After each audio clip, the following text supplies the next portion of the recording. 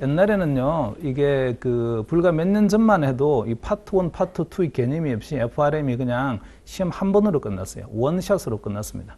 그런 면에서는 시험을 치는 분들한테는 대단히 이게 매력적인 시험이었어요. 이 시험하고 되게 있잖아요. 좀 보완적 관계에 있는 시험이 있는데 CFA라는 시험이 있습니다. CFA는 혹시 들어보셨나요? CFA 합격하는데 시간 얼마나 걸리겠어요? 한 번도 떨어지지 않고 합격하는데 CFA는 레벨 1, 2, 3가 있거든요. 1, 2, 3까지 계속해서 패스했다고 하게 되면 1년 반, 한 2년 정도 걸립니다. 자, 1년 반이나 한 2년 정도 걸린다. 과거에는 지금은 그래도 시험 이제 1년에 몇 번 치다 보니까 1년 반에서 2년이면 패스할 수 있다 이렇게 되었는데 옛날에는 CFA 합격하려고 하게 되면 1년에 한 번씩 시험 봤어요. 레벨 1 보면 그 다음에 레벨 2, 그 다음에는 레벨 3 이렇게 되니까 3년을 공부해야 된다고요. 마치 대학을 다니는 거와 똑같은 시간을 보내야만 CFA 합격할 수 있다 이랬어요. 근데 이제 그것도 이제 시험의 인터벌이 자꾸 줄어들면서 이제는 빠르게 하면 1년 반, 뭐 길어야 2년이면 그래도 합격할 수 있습니다. CFA는 그렇게 되어 있는데 이 FRM이 그때 되게 좋았던 점은 한 번에 시험이 끝난다 이런 면에서는 되게 좋았어요. 그러다가 파트 1과 파트 2로 분리가 되었거든요. 한 번으로 시험 보는 걸 파트 1과 파트 2로 분리하게 되면 내용이 어떻게 되겠어요? 범위가 일단은 늘어나게 되고 뎁스가 깊어지게 되고 그렇게 되겠죠. 그래서 파트 1과 파트 2가 이제 확연히 구분되게끔 그렇게 뎁스의 차이가 나오고 깊이 차이가 많이 나게끔 그렇게 이제 커리큘럼이 바뀌었어요. 요즘은요, 또 추세가 데이터 리트러시란 말이죠. 데이터 리트러시. 데이터를 모르고서는 뭔가를 할 수는 없으니까 데이터와 관련된 또는 AI나 머신러닝과 관련된 이런 주제들도 이제는 FRM이나 CFA 시험에 점점 들어오기 시작했습니다. 제 생각에는 CFA도 옛날에는 레벨 1, 2만 있다가 3까지 갔거든요. 계속 분화가 되었다고요. 그러면 FRM은 처음에 한 번만 보다가 이제는 파트 1, 파트 2로 나눠졌잖아요. 조금 있으면 파트 3까지 나오겠네요. 1, 2, 3까지 또 이렇게 3까지 나오게 되면 FRM 시험 따기가 대단히 시험치기 어려워지게 됩니다. 그래서 저는 이제 FRM 강의를 할 때에 가능하면 빨리 합시다. 그러니까 가프라는 이 협회에서 정신 차려가지고 시험을 갖다가 좀 난이도를 다시 구분해가지고 파트 3까지 이렇게 펼치기 전에 파트 2에서 빨리 끝냅시다. 그러니까 얼른 끝나버려야 되는 시험인데 파트 3까지 가게 되면 아주 어려워지게 된다고요. 그때 되게 되면.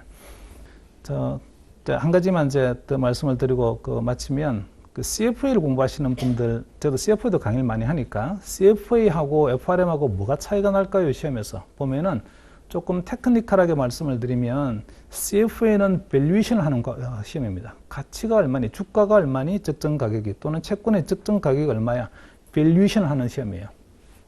FRM은요, 밸류에이션이 아니고 레인지, 범위가 어디까지 퍼지는 거니, 요거 측정하는 겁니다. 이제 그러다 보니 가격의 범위가 어디까지 있다고 하니까 말할 수 있는 거니 이런 걸 이제 측정하는 거다 보니까 기본적으로 FRM은 무가 바탕이 돼야 되는 게 아니고 확률이 바탕이 돼야 돼요. 분포라는 개념이 바탕이 돼야 되고 그러다 보니까 FRM 밑에는 항상 통계의 개념들이 있겠습니다. 다 통계 실초. 통계 좋아하시는 분 별로 못 봤어요. 자, 그럼에도 불구하고 시작할 수 있는 이유는요.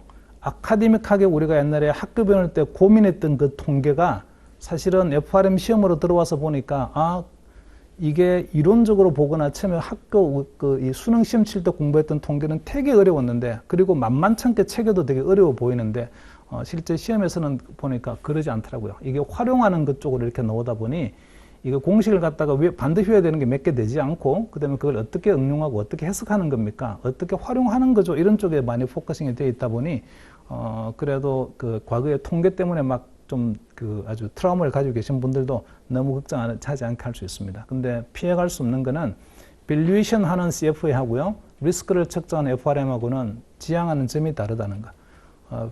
CFA는 밸류에이션 가격 얼마입니까? 딱 하나로 추정해봐 이렇게 하는 거고 FRM은 그 가격이 얼마만큼의 범위를 가지고 움직이겠니? 그걸 측정하는 거라서 개념이 많이 달라요. 그리고 분포의 폭이 넓으면 넓을수록 불안하잖아요. 그럼 그 불안한 걸 어떻게 그러면 우리가 좀 위험을 줄일 수가 있겠니? 그 분포의 폭을 줄여서 예상하는 값으로부터 안 벗어나게끔 하는 테크닉이 뭐가 있을까? 이런 것들은 이제 FRM 공부를 하는데 그게 CFA하고 좀 다른 점입니다. CFA는 그냥 값을 딱 추정하게 되면 이거 벗어날 수 있는 확률이 어느 정도 되는 거니 그런 거 안 물어요. FRM은요, 어떤 값이 어느 범위에 있을 거고 그 확률이 어느 정도 되는 거니 주로 이런 걸 많이 하다 보니까 기본적으로 통계적 개념이 많이 들어가요. 근데 너무 통계 때문에 스트레스 많이 안 받으신다고요. 활용할 줄 아시면 되는 거예요. 이걸 어떻게 쓰는 거다라고 활용할 줄 아시면 돼요. 그리고 물리적으로 걸리는 시간이요. 생각을 하셔야 된다고요. 6개월 만에 파트 1, 그 다음 6개월은 파트 2 해야 된다. 6개월이면 180일이다. 하루에 1시간만 해도 180시간인데 이때 그러면 파트 1의 시험이 모두 몇 시간 해야 되는 거지? 보니까 커리큘럼 상으로만 해도 벌써 129시간, 130시간인데 실제 강의는 이거보다 훨씬 더 많으니까 두 번 돌리게 되면 한 280시간, 한 300시간을 내가 투입을 해야 된다. 180일 동안에 300시간을 투입하려고 하루에 몇 시간 내고 공부해야 되는 거지? 이런 게 좀 있잖아요. 그죠? 생각을 하셔서, 아, 이게 생각보다는 좀 도전적인 시험이구나. 시간을 많이 소요되는 시험이구나. 그렇게 각오를 하시고 시작을 하셔야 돼요. 그러니까 말씀드린 것처럼 이 FRM 시험은 하느냐 마느냐 두 개만 결정하시면 돼요. 하겠다라고 하게 되면요, 혼자 하기 어려워요. 그리고 일단은 하시잖아요. 하시고 나면 FRM이 되게 좋은 또 후보 역할을 해서 다른 CFA를 하시거나 CA를 하시거나 이럴 때에 되게 좋은 징검다리 역할을 많이 해줍니다.